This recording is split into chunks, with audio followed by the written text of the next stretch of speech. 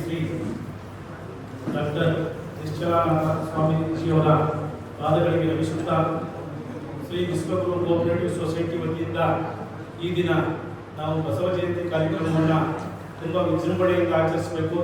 ಸಮಾಜದ ಮುಖ್ಯವಾಹಿನಿಯಲ್ಲಿರ್ತಕ್ಕಂಥ ಗಣ್ಯ ವ್ಯಕ್ತಿಗಳನ್ನು ನಾವು ಇವತ್ತು ಗೌರವಿಸಬೇಕು ಅನ್ನುವಂಥ ಒಂದು ದೃಷ್ಟಿಕೋನದಲ್ಲಿ ಪರಮ ಪೂಜ್ಯ ಡಾಕ್ಟರ್ ನಿಶ್ಚಲಾನಂದ ಸ್ವಾಮೀಜಿಯವರ ಆಶೀರ್ವಾದಗಳೊಂದಿಗೆ ಈ ಕಾರ್ಯಕ್ರಮವನ್ನು ನಾವು ಪ್ರಾರಂಭ ಮಾಡ್ತಾ ಇದ್ದೀವಿ.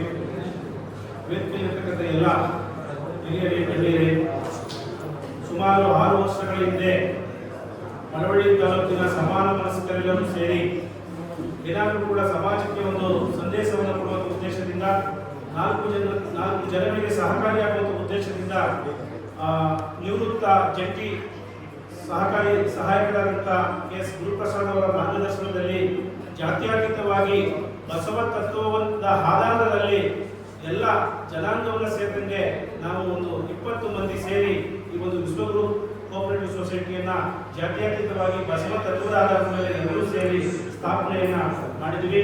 ಸುಮಾರು 6 ವರ್ಷಗಳಿಂದ ಸತತವಾಗಿ ಬಹಳಷ್ಟು ಮಳವಳ್ಳಿಯ ವ್ಯಾಪಾರೋದ್ಯಮಿಗಳಿಗೆ ಸಾಲವನ್ನು ಕೊಡ್ತಾ ಅವರ ಕಷ್ಟಗಳಿಗೆ ಸ್ಪಂದಿಸ್ತಾ ಇವತ್ತು 6 ವರ್ಷವನ್ನು ತಲುಪಿಸಿದ್ದೀವಿ. ಸುಮಾರು 6 ವರ್ಷಗಳಿಂದಲೂ ಕೂಡ ನಮ್ಮ ಈ ಒಂದು ಸಹಕಾರಿ ಸಂಸ್ಥೆ ಲಾಭದಾಯಕವಾಗಿ ಇದೆ.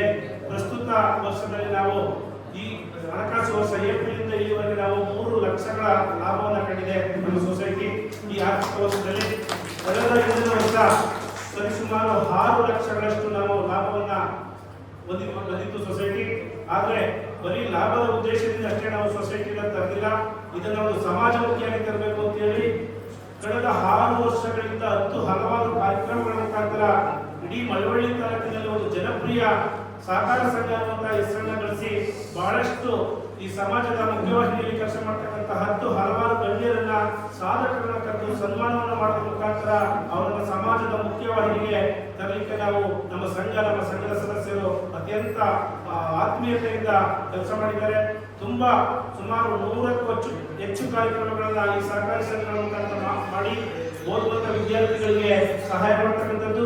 ರಕ್ತದಾನ ಶಿಬಿರಗಳು ನಡೆದಾಗ ನಮ್ಮ ಸೊಸೈಟಿನೂ ಕೂಡ ಒಂದು ಉತ್ತಮ ರೀತಿಯಲ್ಲಿ ನಿಂತ್ಕೊಂಡು ಅವರಿಗೆ ಸಹಕಾರ ಮಾಡ್ತಕ್ಕಂಥದ್ದು, ಪರಿಸರ ಪ್ರಜ್ಞೆಯನ್ನು ಮೂಡಿಸ್ತಕ್ಕಂಥದ್ದು, ಸರ್ಕಾರಿ ಶಾಲೆಯ ಬಲವರ್ಧನೆಗೆ ಬಹಳಷ್ಟು ಶಾಲೆಗಳಲ್ಲಿ ನಾವು ಕೆಲಸ ಮಾಡಿರ್ತಕ್ಕಂಥದ್ದು.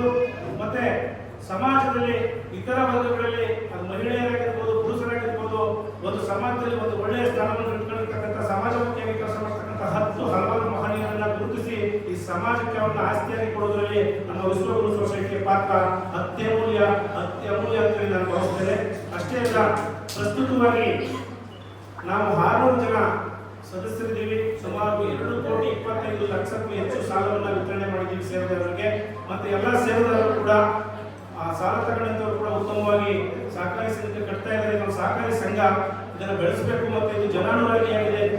ಇದರ ಬರ್ತಕ್ಕಂಥ ಆದಾಯ ಜನರಿಗೋಸ್ಕರನೇ ನಾವು ಉತ್ಪಾದಿಸತಕ್ಕಂಥ ಒಂದು ಕೆಲಸ ಕಾರ್ಯಗಳನ್ನು ಮಾಡ್ತಾ ಇರೋದ್ರಿಂದ ಈ ಒಂದು ವಿಶ್ವಗುರು ಕೋಆಪರೇಟಿವ್ ಸೊಸೈಟಿ ಮಳವಳ್ಳಿಯಲ್ಲಿ ಒಂದು ಮಾದರಿ ಸೊಸೈಟಿ. ಎಲ್ಲ ಕಮ್ಯುನಿಟಿಯ ಎಲ್ಲ ಜನಾಂಗದ ಕೂಡ ಈ ಸೊಸೈಟಿಯಲ್ಲಿ ಇರ್ತಕ್ಕಂಥದ್ದು ನಿಜವಾಗ್ಲೂ ಕೂಡ ಮಳವಳ್ಳಿಯಲ್ಲಿ ಒಂದು ವಿಭಿನ್ನವಾದಂಥ ದೃಷ್ಟಿಕೋನವನ್ನು ಇಟ್ಕೊಂಡಿರ್ತಕ್ಕಂಥ ಸೊಸೈಟಿ ಅಂತ ನಾನು ಕೂಡ ಭಾವಿಸ್ತೇನೆ.